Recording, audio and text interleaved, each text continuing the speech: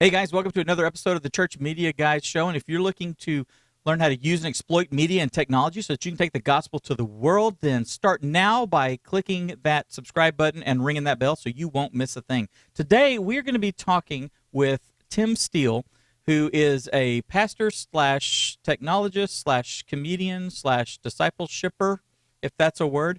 And we're going to be talking about the use of technology in a very old, very new church model. With me, as always, is my companion. My companion. It's like you're my familiar. Justin Nava. Hey, buddy.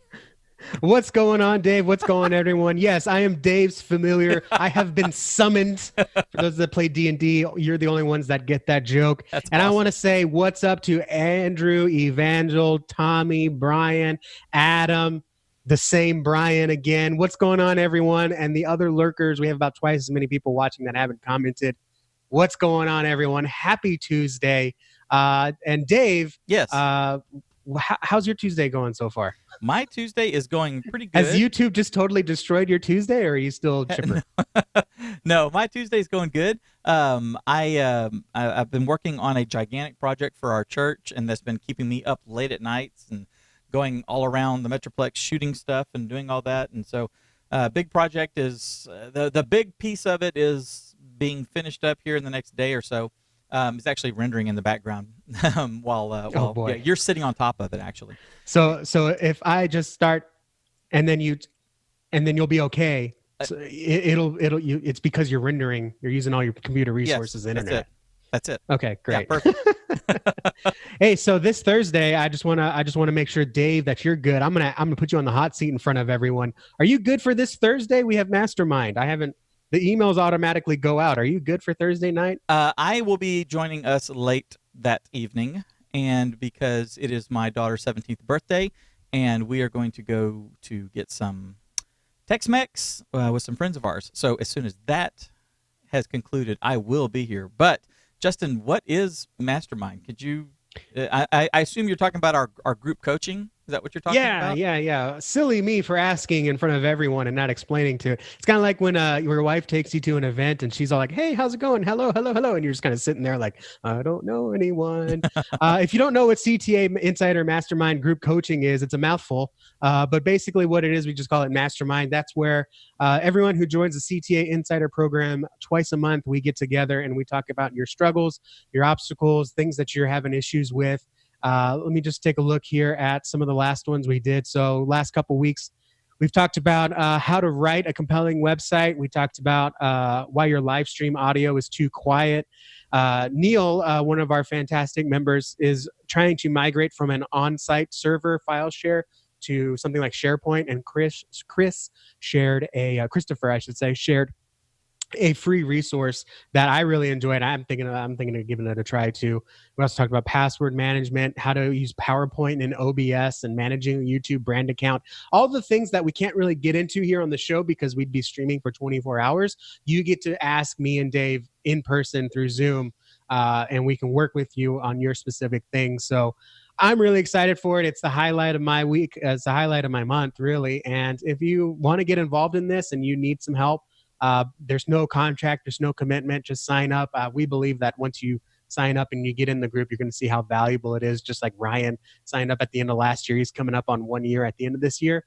He didn't even want to wait. He's like, I just had a kid, but I need to get in Mastermind. And I was like, wait till you got a few months under your belt for your kid. I mean, wasn't his first kid, but he just had his baby, and the next week he joined CTA Insiders because he just couldn't wait to get started, and he's been with us ever since. So yeah. we've actually had in the coaching call, we've had Ryan sitting there and talking really quiet like this and asking his questions. Y'all are gonna have to adjust the volume when you edit this and stuff. Well, why are you? I'm sorry. Why are you? Well, because the baby's asleep in the bassinet right here. It's like. That's commitment.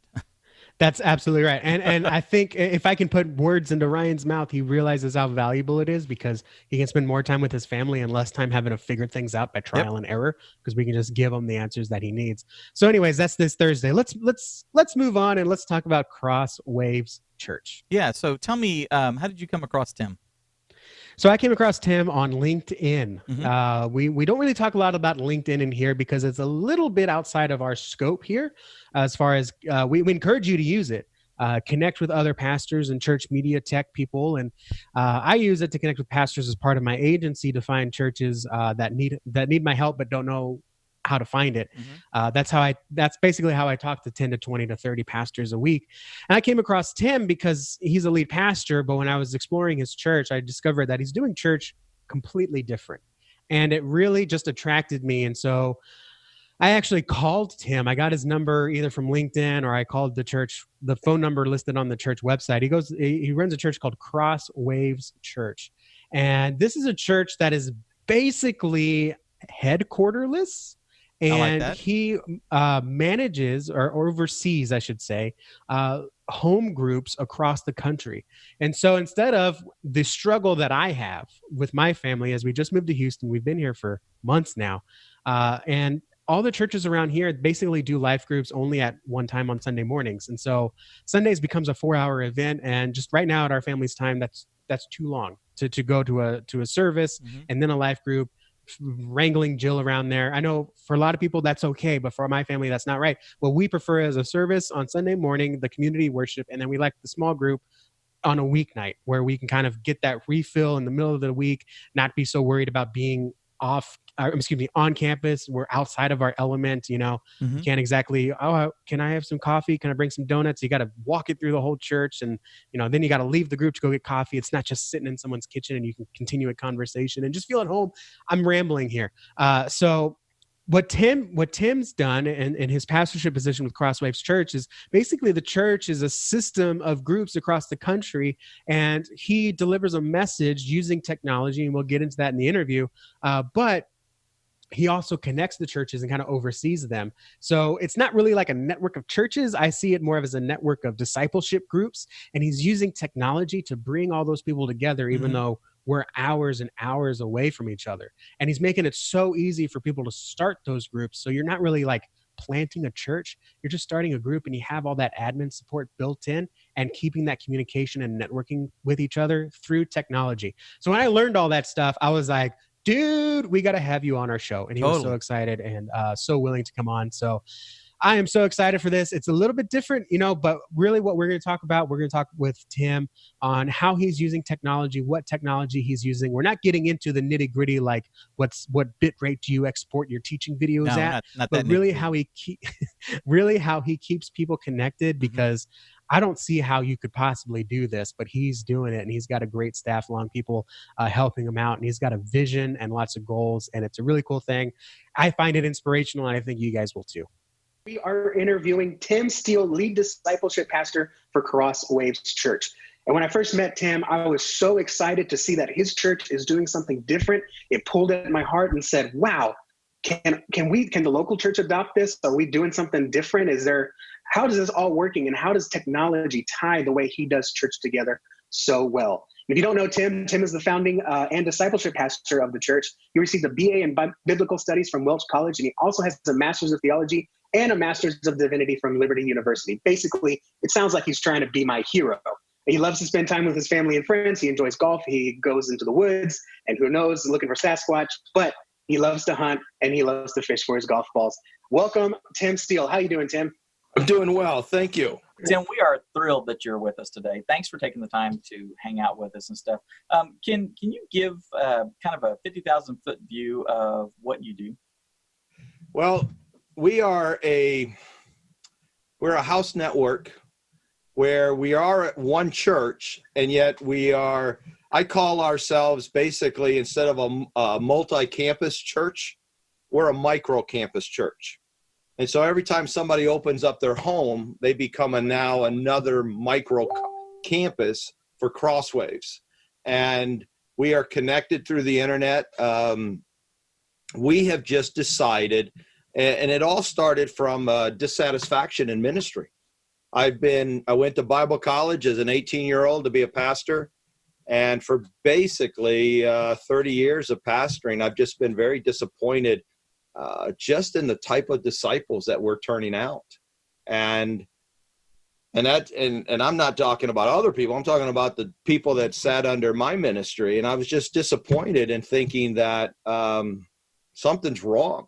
We keep trying to build a crowd, and yet I don't ever see that in Scripture. Every time Jesus got a big crowd, he would throw something out there just to whittle the crowd down. And so we were throwing out resumes, and we got down to there was 3 churches that we were down in the final 2. And we were trying to find that perfect fit to ride into retirement. And my wife was getting her, finishing her degree. And I was wrestling with some things on discipleship. And she's taken a class on the book of Acts. And we just started talking. And we sat down and said, if we were going to design a church that purely for discipleship factor, what would it look like? And neither one of us have ever been in a house church. We've never attended a house church, so we didn't know the house church rules. And we started thinking of technology and how to use that. And that's how we came up with Crosswaves. I found a couple of guys that were more technical than I was to come in and become involved. And one of the guys is a guy that I went to college with. And since then, we've just been growing and learning as we go. So we didn't have anybody to cheat off of or follow. It's just kind of evolved. And we've actually feel like we're basically doing a first century strategy in the 21st century. And, we're trying to use our TV sets like they did in the first century. Okay, so a little joke there if you didn't catch that. No, I get that. Yeah, they were the ones that were in the wood cabinets, but the screens were really small. They were really small. Yeah, really small. No, that's good. Philco made a lot of them back there. In fact, I think he had a tent next to Paul's. Yes. So, just to clarify, a house church that's what you're saying, right? A house church. So if I'm understanding right, the entire model is broadcasting out to small groups in homes, and then the relationships are happening there, but with good sound biblical doctrine feeding into it, right? Right. And there's 3 terms that are used, like traditional church is what you'd go to on a Sunday morning, and there's a building, a brick and mortar building. There is an internet church where there's several churches that have done quite well on broadcasting, and you just sit at your computer screen. And then there would be a house church, which is a group. What we have done is combine the 3. We don't like to be called an internet church, even though we broadcast via the internet. We don't like to be called an internet church because to us, church is a community. And if you're watching and only watching by yourself, you're not part of a Christian community. And we think that is huge in the discipleship process. So we don't like to be called an internet church. However, we like the flexibility of an internet church. So most of our groups do not meet on the weekends. So if you become a believer and you have a cottage, you have a boat, you have whatever, your weekends are not tied up in church. Your church could be on a Tuesday night, Wednesday night, Thursday night, whatever. So we like the flexibility of the internet church. We bring that flexibility to Crosswaves.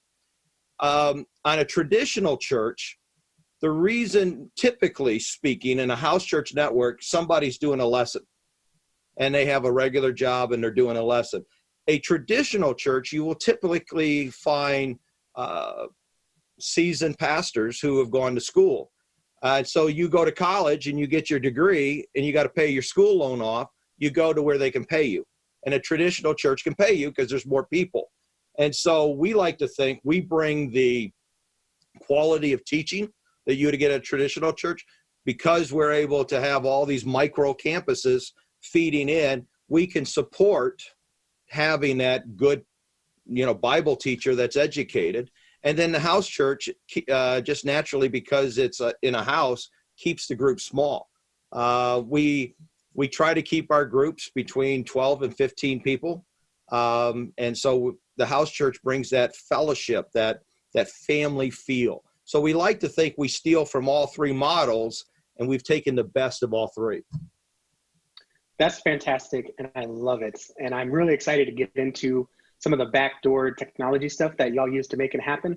But just so I have a larger picture, and tell me exactly, how does it looks like your website, you're mainly focusing on finding those disciple makers to start the home group and then invite people in. Is there a way that people find out about it? And like, what's what to expect on your first time in the home? What does that look like? Well, what we do is we advertise on Facebook, and we're looking for people who just want to, they just want to actually be a disciple maker. We're all commanded to be a disciple maker. And one of the things that Crosswaves does is that we take the pastor out of the disciple making process. We actually think that's kind of huge.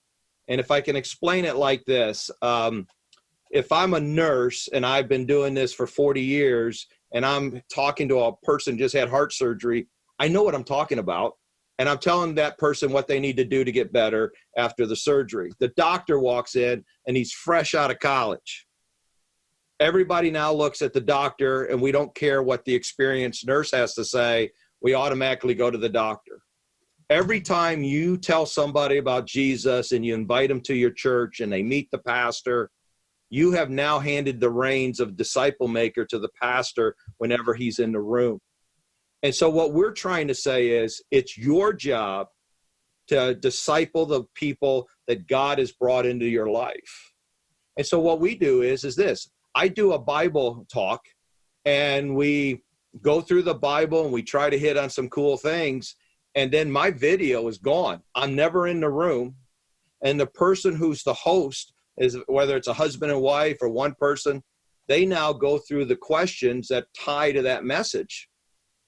And they are the disciple maker. They are steering the conversation. They know the people in that room. They know what they need to grow in. They know what areas they're having issues in, and they become the disciple maker.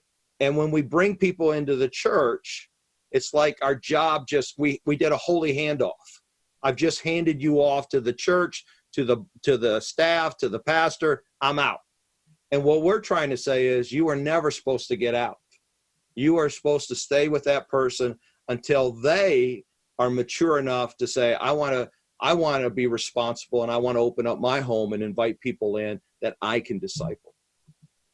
So in a way, the way that you view discipleship, I think we can all agree there's a problem there.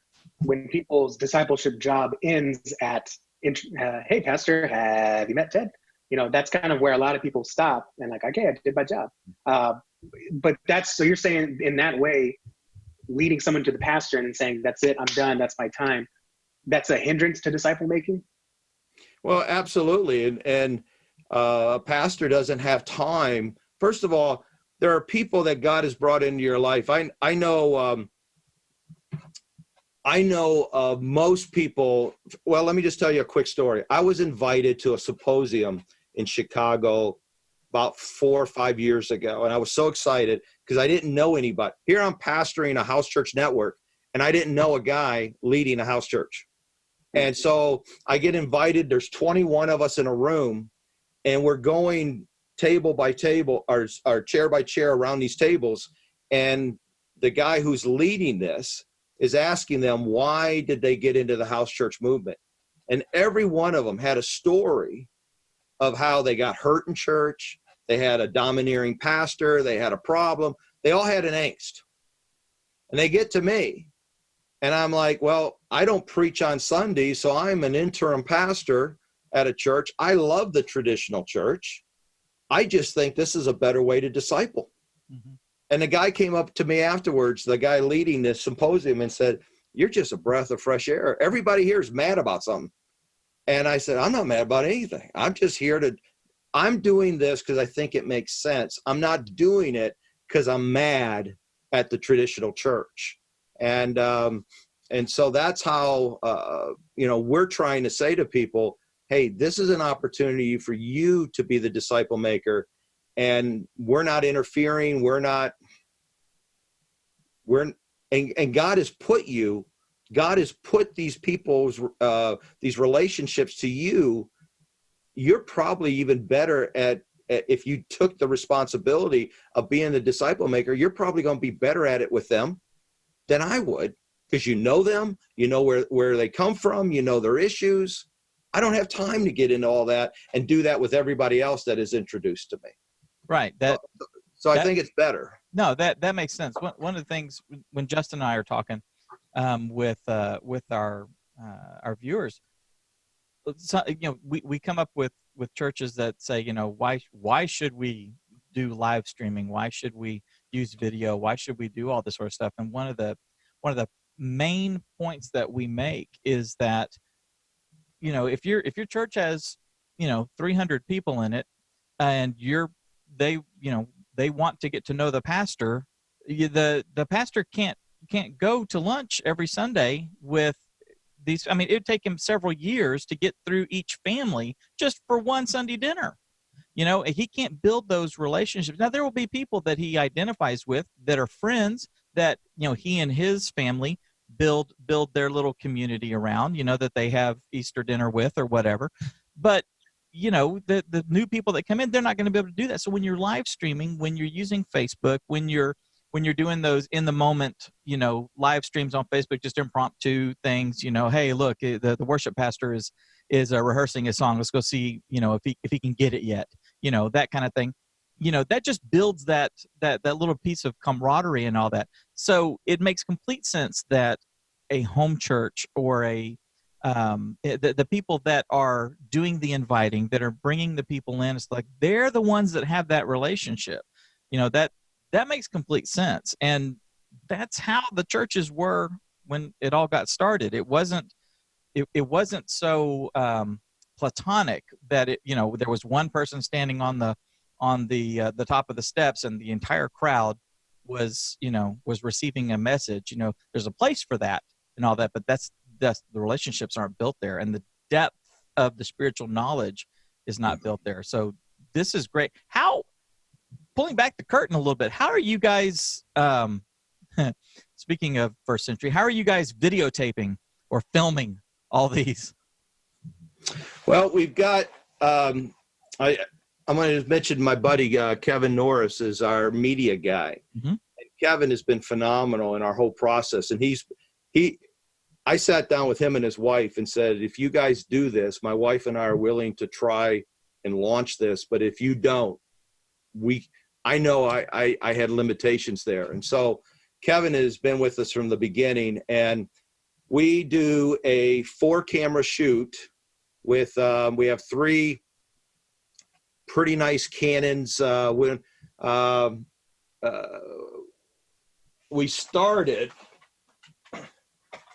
We started with these flip phones. Sure. When we first started, we had 3 of these, but they don't zoom. Right. And so they had to be right on me. And we got the lighting packages, but now we've got 3 Canons that even in a dark light, they can lighten it up. We have a Mevo that we also have for up close. Yep. And then we found a gaming camera that for these guys who are videotaping when they're playing on a game, and then they put that on YouTube. I did not know that people now watch other people play a game on video on YouTube. Yeah, we got one of those cameras, and we hook it up to the screen. So if we want to, we use Final Cut Pro. Uh-huh. So we will have the 4 cameras I've already mentioned, and then this 5th gaming camera. So if he just wants to show the screen, he grabs that off that gaming camera. Right. And it looks real crisp and looks really good. Yeah, it's funny you brought that up, because we actually did an interview with a pastor who has built an entire virtual church. There's some physicality to it, but a large portion of his congregation is gamers, and they're on one of these gaming network channels, and he games during the week and shares Christ and leads people to Christ, and then then goes one-on-one with them if he needs to or whatever. But he does it all right there and all that. So yeah, it's a huge, that is a mission field in and of itself, not to mention the whole home. And I've been I've been burned by traditional religion. That's one of the things that I run into a lot. Is a lot of people I know currently that are atheists or say that they're atheists. When we talk a little deeper, they grew up in a church. They grew up during the 80s, and there was a ton of legalism. And they were being told that Jesus loves them, and they need to love Jesus. And then their parents or the preacher was making them burn all of their favorite record albums and all that because it was all satanic. I mean, and that scorched a lot of earth in people's hearts and stuff. So I love that story. There's a house church guy that's pretty well known that's written books, and he will start a house church, say in Orlando, Florida, and then he'll send a mass email across the country asking if you would like to be part of this house church network in Orlando, Florida, would like to move and be part of that. I've always wondered about that, and it's like, why would you do that? Where you are now is where the relationships God has given you. Yeah. Whether it's People your at the family, grocery store. And so this guy to be a gamer and then reach gamers, I just think that's wonderful. Yeah, it's awesome. So you're using, okay, so when y'all got started, and how long ago was this? We are coming up on 8 years. Okay. All right. So y'all were starting with the flip camera. I used one of those. I used a Kodak version of one of those when I was starting to do stuff. I didn't ever like live stream, but I did shooting with it. And I was amazed at how good the quality was for what it was. So that's great. And that's one of the key, I'm gonna step out of the interview for a second, talk directly to the audience. One of the things that you guys hear from Justin and I daily is that you've got to get started, and you need to use what you have. You need to take inventory of what's around you, whether it's your phone, whether it is $100 camera, whatever it is, get started. Don't let the tech be a encumbrance. Kudos. I mean, you scrapped and you got it started.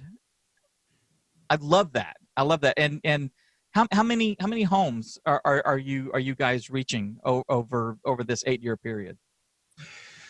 Well, we're reaching, there's homes that we know about, and then there's homes we don't know about. And so, we have right now about 35 homes that we know about, but we will have video, people watching our video, 150 to 200 homes. Wow. That we know have watched the video, and we don't know who those people are. Sure. We have a real, we use a program called Church Teams.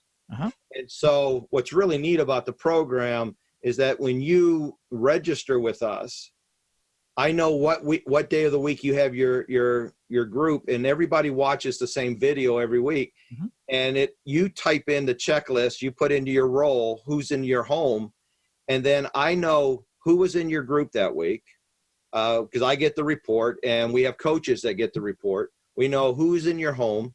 We know what the prayer requests were. We know what your what we call serve events or share events coming up. And then when I see the prayer requests, I will call. If they're in another state, I can call that person because I have all their info there, and I can say, hey, I hear you got heart surgery coming up. I hear you got this happening. And I can pray with them. And so I've had people you can still do that pastoral touch. We do everything we can. And I've had people say to me, I wouldn't like that because you have no control what they're teaching. And I come back into pastors and I say, I have more control than you do of your Sunday school unless you're sitting in that class. I'm the one who taught the lesson. So when they're in their discussion time, if somebody says something different than what I said in the lesson, the Bible talk, they'll say, well, that's not what the pastor just said.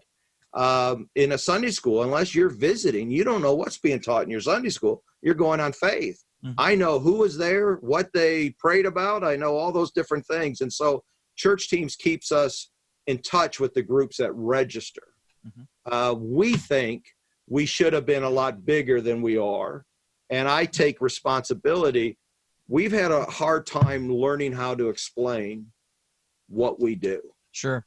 And When we started out, we emphasized more of not having a building, to where now we emphasize more of the discipleship process. Right. And so we've got a big advertising campaign starting in September. Mm-hmm. And we think we have finally learned how to explain this in a better fashion. We got a better elevator pitch. And so we're hoping to do a much better, because where we have failed in the past is we've had people sign up but didn't have the training. So we've got training videos that take you over every aspect of this goes back to Justin's question before, of every aspect of hosting a group. We talk about that and have you prepared before you open up your home. Mm-hmm. That is ridiculously cool. 100%. That it's so funny, because one of the things that that he mentioned was that Jesus didn't do this giant church service type thing. He was going around and people were following him, and then he would talk to them and he would minister, and then he would go off, that kind of thing. But when after he ascended and when the church got started from Pentecost forward, it was small groups, it was home groups, it was in some parts, it was hiding in caves. It was, that's how the church was built. And so that's what I meant by kind of like a new take on a very old, ancient formula, and I really like that. And I like the ability to, the ability to reach so many people across the country, and dare I say world, that he doesn't have direct contact with, like, in his town. You know what I'm saying? Yeah. How do I put this? Sometimes, Dave, can I lean back and just please give a disclaimer here? Yes. People get annoyed with us sometimes because we talk in certain ways. For example, oftentimes when I refer to a pastor, I will use he, him, okay, or his, okay?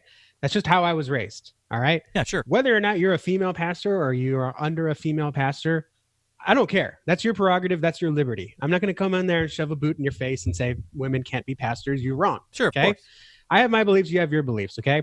I also have this deal that I don't get multi-campus churches, okay? And take this for a huge grain of salt, because right now we are visiting and attending a multi-campus church in Houston. And so when I saw Crosswaves and I was like, how is he pastoring through the internet? I don't get it. And I thought the same thing with Pastor Susie, Matt. And so and we talked to him and I'm like, okay, I'm starting to get it. Okay. And after talking with Tim and seeing his take on discipleship, and his a little bit, I believe it's called, what's the term, laissez-faire or something, like let it be, mm-hmm. laissez-faire. Mm-hmm. It'll take care of it's a little bit, Tim very much had that attitude, and I really respect him for that, where he was like, look, this is how I feel that I'm led to do discipleship. Right. Your church can do it however you want. Right. This is how my church is going to do it. We're not going to go out and evangelize this style of discipleship. We're going to go out and evangelize Jesus in the way that we're most equipped. So that's, anyways. So getting back to my point, yes. is, when I first saw this, I was like, okay, interesting. I want to learn more. I don't know if that's so much for me and my family, but I want to learn more. And after talking to him and really hearing his heart on discipleship, and yes, we got a little bit into the technology, but a lot of it was that foundation of discipleship and how it works, and then how we use technology, like you said, that new method of old ways of doing it. It just really opened me up a little bit to like, okay, so maybe this is possible, right? It might not be for my family, although I would love to visit a Crosswaves group if they have one in Houston. Uh-huh. It's mind blowing, and there are people out there, like you talked about. Pastor Susie has an audience, mm-hmm.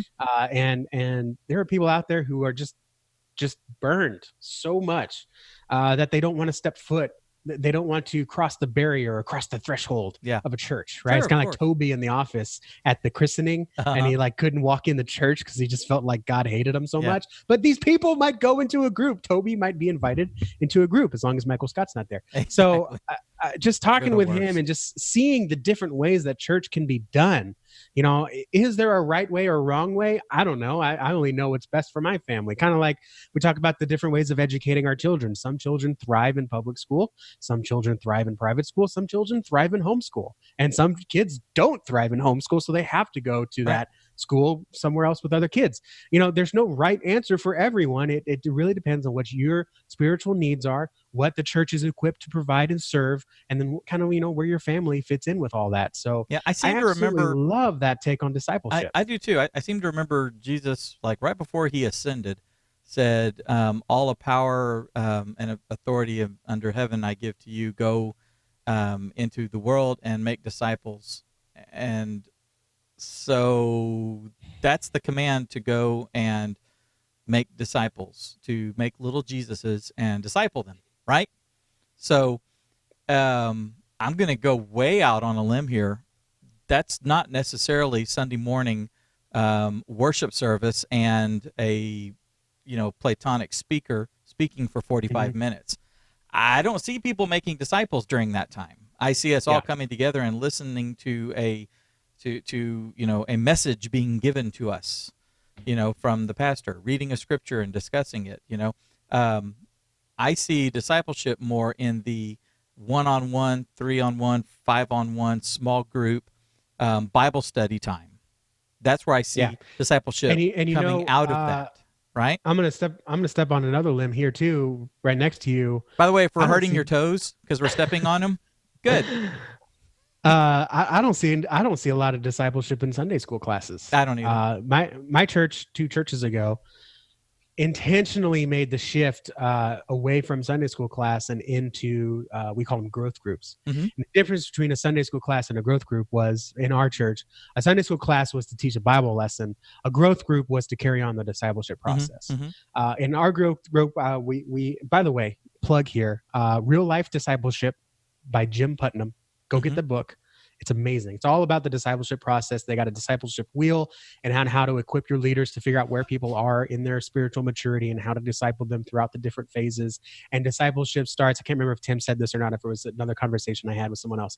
Discipleship starts with the spiritually dead. It doesn't start after salvation. It starts with the spiritually dead. So anyways, so we specifically shifted away from that.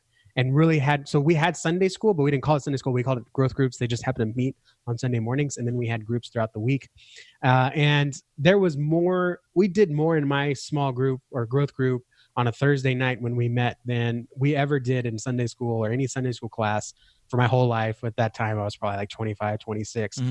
But, you know, there was times where we would meet and we had like a plan, like, because we bounced off what the pastor preached and we kind of expanded on that as far as the application side.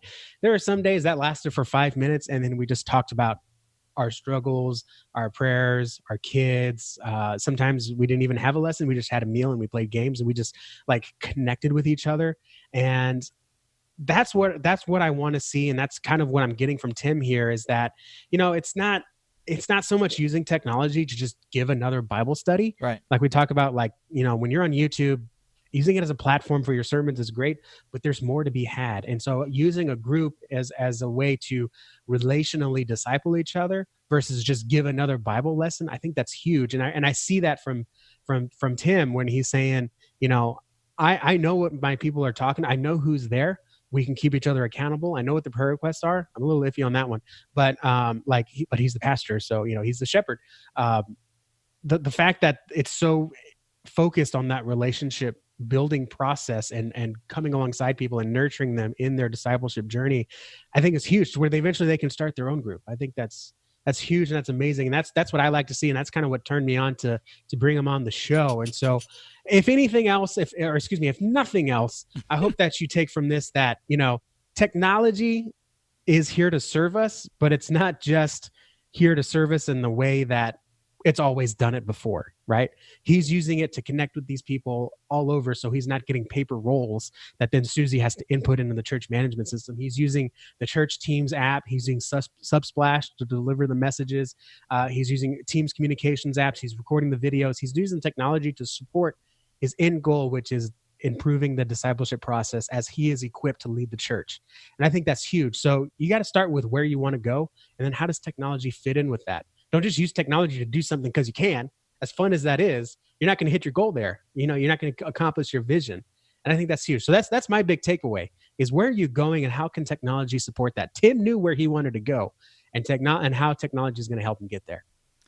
What my big takeaway, and I mentioned it in the actual interview, was that he just looked around and found the tech. What do I have?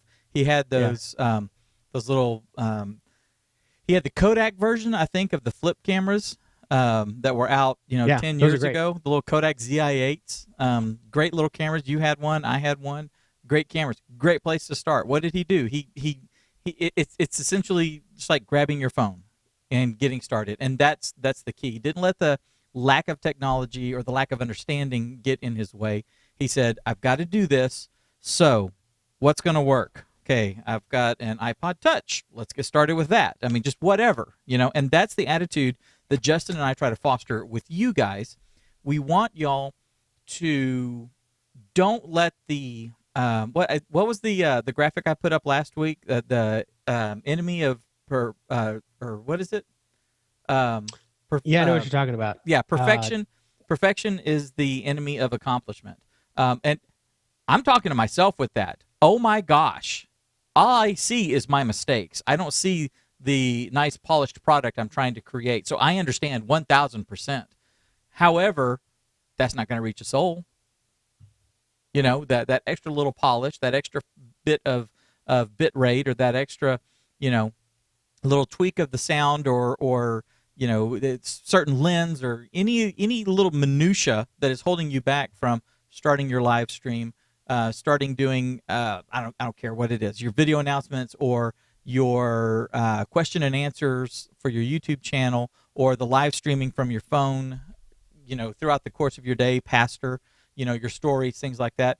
The lack of making it perfect is not going to reach people and connect people. Okay, so don't worry about it being perfect. Get started, and then figure things out as you go. You'll see where the areas of lack are, and we'll help you kind of move those to the next level. Yeah, quality over quantity is a lie people tell themselves to feel better about their pursuit to perfection. Nice. That needs to be a graphic. Put that up this week. That's from Roberto Blake. Yes. So, don't let being perfect stop you. I think, who was it? Jeremy at Video Marketing World had a t-shirt that said, done is better than perfect. Yes. If you're going perfect, you'll never be done. That's right.